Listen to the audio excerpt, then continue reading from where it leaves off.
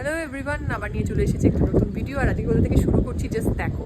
কেন করছি সেটা তোমাদের দেখাচ্ছি। ঘুরি এই ভেন্ডি আমাদের গাছেতে, এই গাছটা দেখতে পাচ্ছ, এর মধ্যে লাগানো হয়েছিল।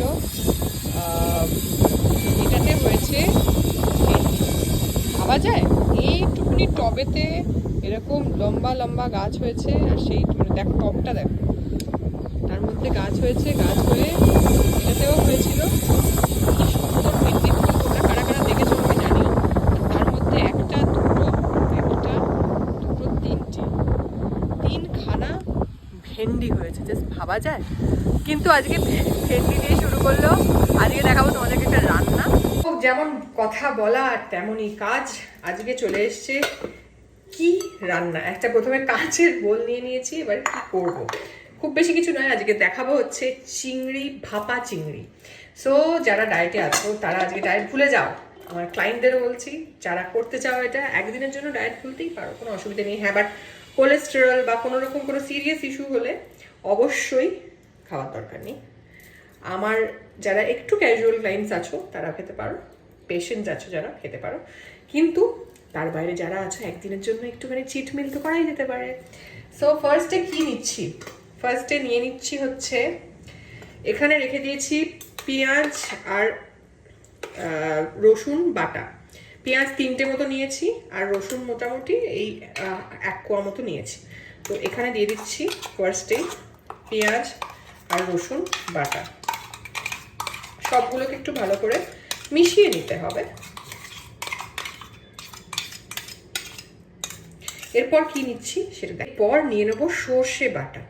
সর্ষে বাটাটা দিয়ে দিচ্ছি, সর্ষে বাটা। তারপর দিয়ে দেবো, এর মধ্যে আছে হচ্ছে পোস্ত আর কাজু বাটা।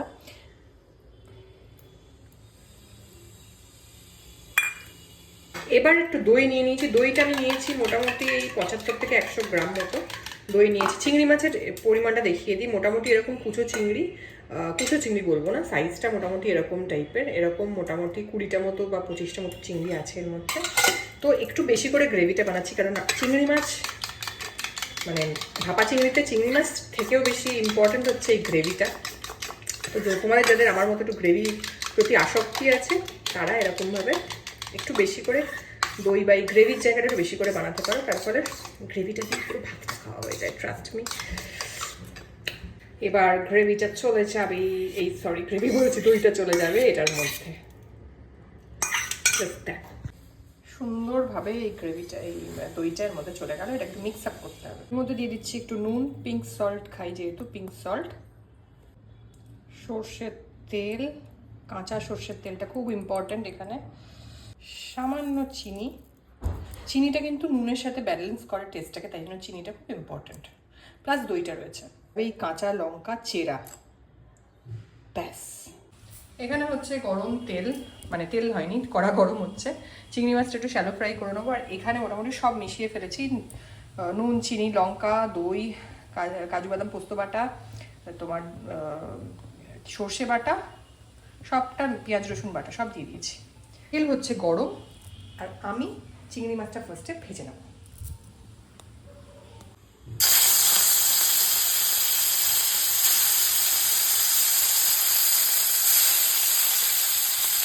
জাস্ট হালকা ফ্রাই করে নেবো চিংড়ি মাছটা।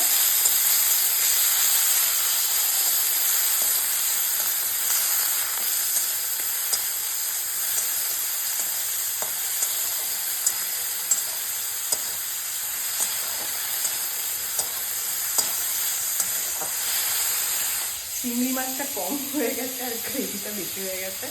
আর চিংড়ি মাছের ভালোই হতো, কিন্তু গ্রেভিটা দিয়ে পুরো ভাতটা যে খেয়ে নেবো সেটাও হচ্ছে একটা মজা। তোমাদের কাদের কাছে গ্রেভি খেতে খুব বেশি ভালো লাগে?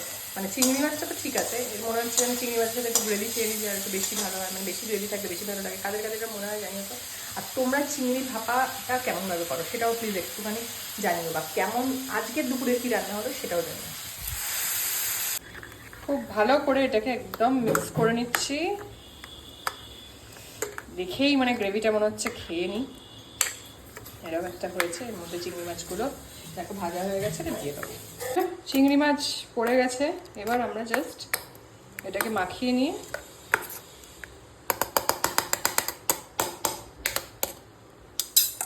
এই টিফিন বক্সটা বন্ধ করে দেবো।